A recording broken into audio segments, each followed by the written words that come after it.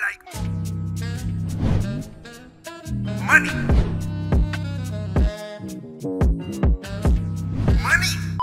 Hey everyone, Thordan Smash here, and I wanted to introduce you to my newest puppy, Freya, who is going to be joining the Thordan Smash pack. And I'm pretty excited, and she's very, very cute. And don't forget about Ragnar, because like my other dogs, they are still very much here. See? Ragnar's happy. Right, Ragnar? Who's a good boy? Who's a good boy? Regardless, today we're going to be talking about how it seems that this season of Apex Legends is going to be the most expensive we have ever seen in the history of the game, and what it means for the future, what it means for heirlooms, and more customization options. We're also going to go ahead and give out some of the launch bundles for Apex Legends. All you guys got to do is like, comment, subscribe, and you're entered for a chance to win. Without further ado, let's jump into today's topic. So Apex Legends is taking a pretty interesting strategy for the future of their game, or at least Respawn and EA are. As most of you are aware, in Season 17, I think 18 and 19, Apex Legends underperformed a ton financially. They've tweeted about it multiple times. EA CEO Andrew Wilson has said it himself. Now, they did notice that when the Artifact Heirloom came out for the Final Fantasy event, that it sold a ton of money, and then they decided, well, so much money to be made that, well, we're going to release a ton of heirloom universal artifacts that are customizable with death boxes. There's a base theme, power source, activation emote, and yes, like I said,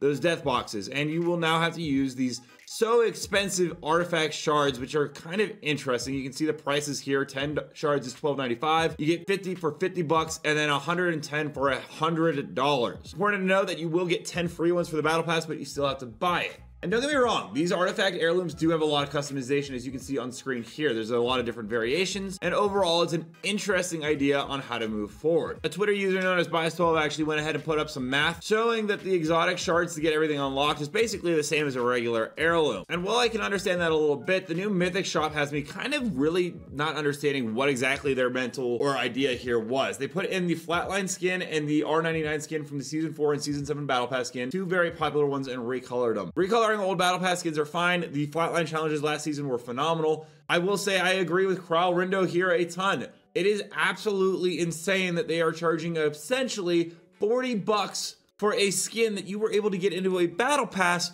for $10, and you also got every other skin in the Battle Pass. Why this had to be an artifact exotic currency also, I don't know. Why not just put it in the regular shop as like a $10 item? And it's not just me that has been noticing that. Garrett also went ahead and posted on Twitter. He's genuinely impressed with how much this season is monetized already. There's the ton of new guitars, buyable reactive skins, new store event, new milestone event, and a new currency. It seems like everything is getting added to a way to make more money. And I'm not opposed to the milestone events that you can see right here with the Void Raider. It's a way to get some skins.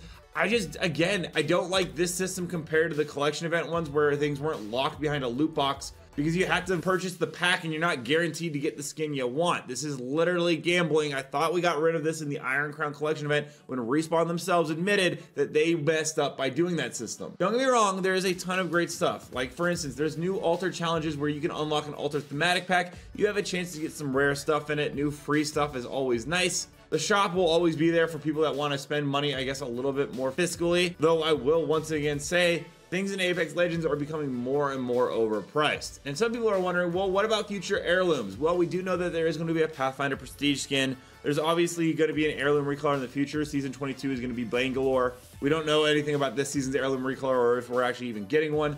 That's mainly due to the fact that there is a new anti-cheat put into the Apex Legends. Kralrindo says that he doesn't use cheats to data mine, so if you are seeing data mine information, it's usually due to the fact that someone can actually break into the game. There is a new tool called RSX, Resource Extractor, but it's going to take a little bit longer until we see future events and skins. We know that there are more coming this season though. We know the Void Knights, Void Swap, and Void Sinister. None of those actually seem to be the Void Raider event. I could be wrong, but I don't see Caustic listed on any of those, and he is the main skin sold in the Void Raider event. And the other downside is that the old school heirlooms, which are by far my favorite thing, I don't really care about the universal heirlooms too much. Well, the sad thing about them is that they are broken in the game right now. I imagine they're going to get fixed soon. But it's kind of sad that we're gonna have to wait for heirlooms and lore themed cosmetics coming to our main characters for probably quite a while away. There's been no news about the Newcastle heirloom that was scrapped. Mad Maggie is still waiting. No one really cares about Vantage, but she probably is gonna be waiting even longer than the rest. And while I do think that it is interesting that Respawn is trying out different mechanics with the very, very expensive official shard cost here and new reactive skins to sell,